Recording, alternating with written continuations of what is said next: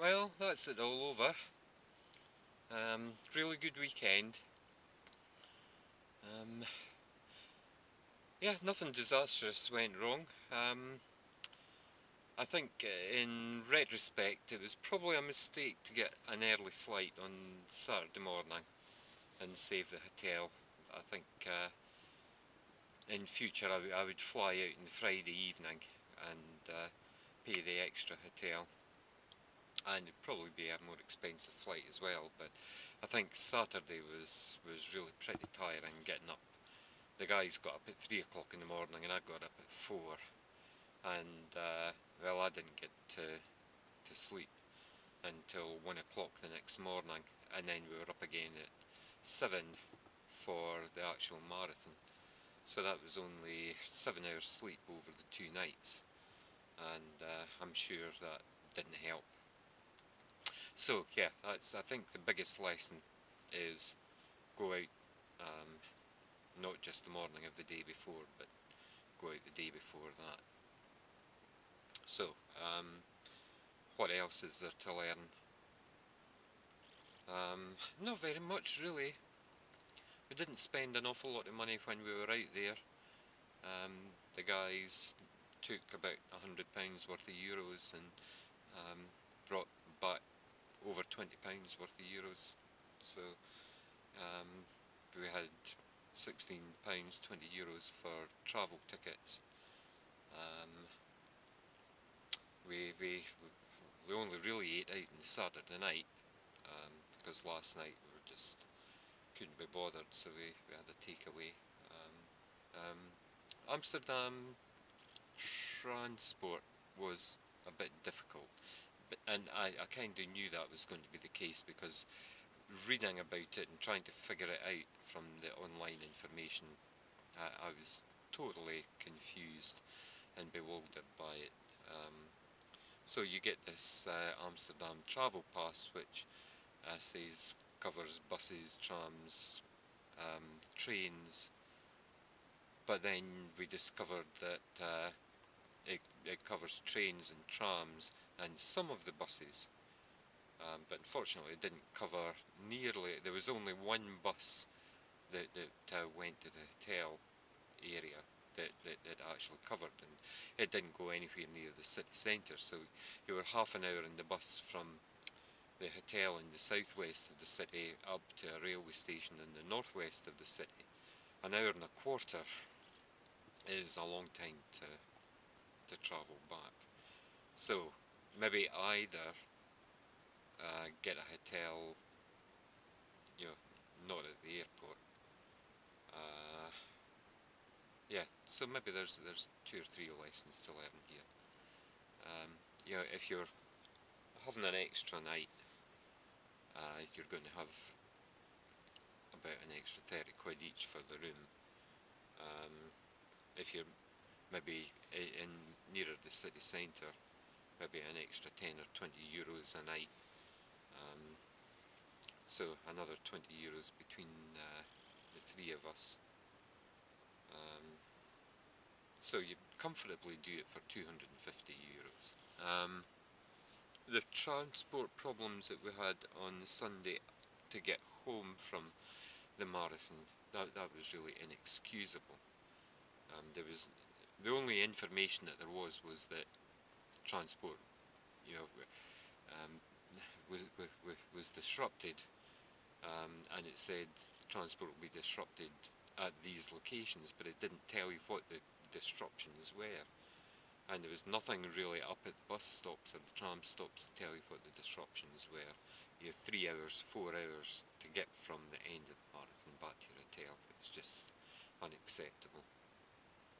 So it's another case for having a hotel, you know, nearer the inside the city boundaries, and maybe even, you know, just get one that's far enough away from the event venue that you're not going to be paying a premium for the hotel, but not so far away that you can't kind of get there within half an hour's walk, something like that. We must have walked for an hour or an hour and a half, just trying to find a bus or a metro station, and we were looking for taxis, and I think we only saw 2 taxis the whole time, and there were people already in the cars.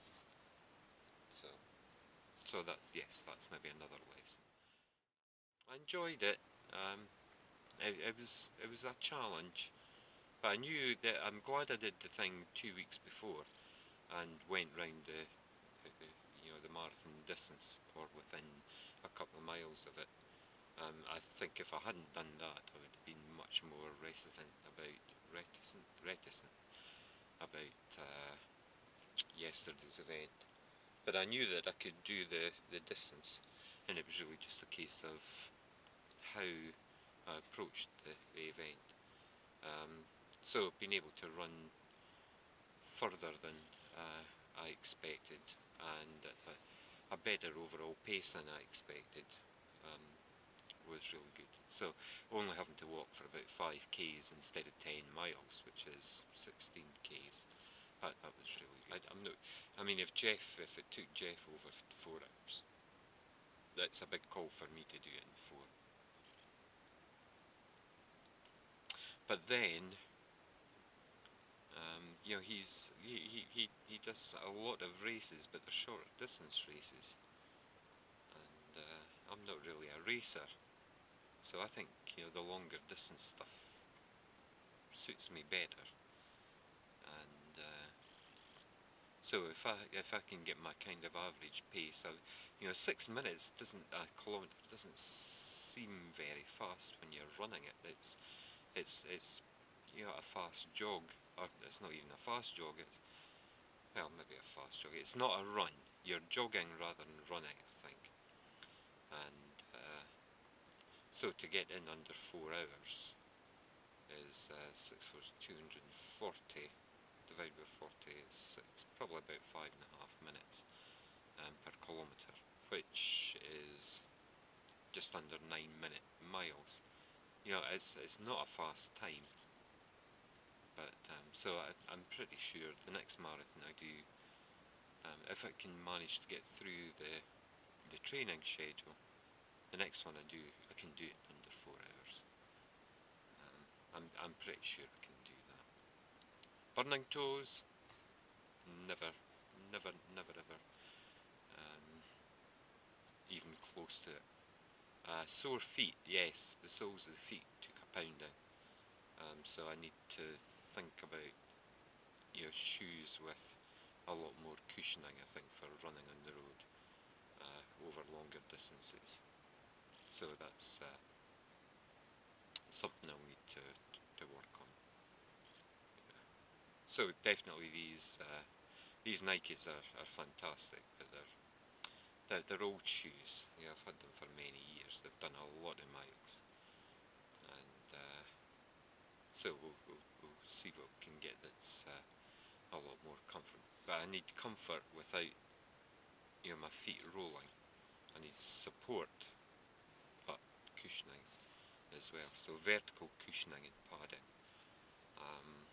without lateral, but with lateral support. Good.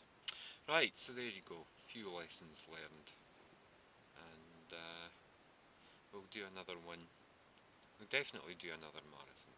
Absolutely no question that we're going to do another marathon, or I'm going to do another marathon.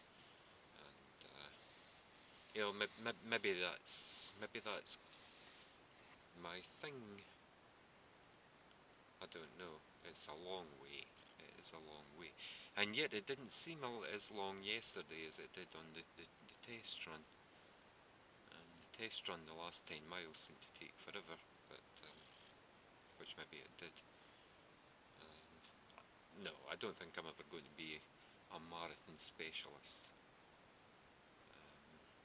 But at the same time, if you're going to do marathons, then you've got to put in the time into the training, and that means you're going to be running kind of 15-20 miles long run every week as you're building up again. So building up again, that means you're going to be running it over the summer because the marathons are in the autumn and in the springtime. So you're going to be running it over the summer. Then you're going to be doing your races in the autumn. Then you'll be doing it over the winter, and you'll be doing your races in the spring. So you're going to be running 15-20 mile long runs every week. So 13 miles in 2 hours means 3 hours to do 20 miles or 21 miles. That'd be 20 miles, yeah. So maybe that's what I should be aiming for. 3 hours to do 20 miles. And if you can do that, then the other 6 miles you've got an hour. But once you're up to that distance, that's just maintenance work, and that's not quite so bad. So maybe do 20 miles once every week and do, you know, the full 26 once a month, something like that, just to keep you ticking over. Right, could have been home by now.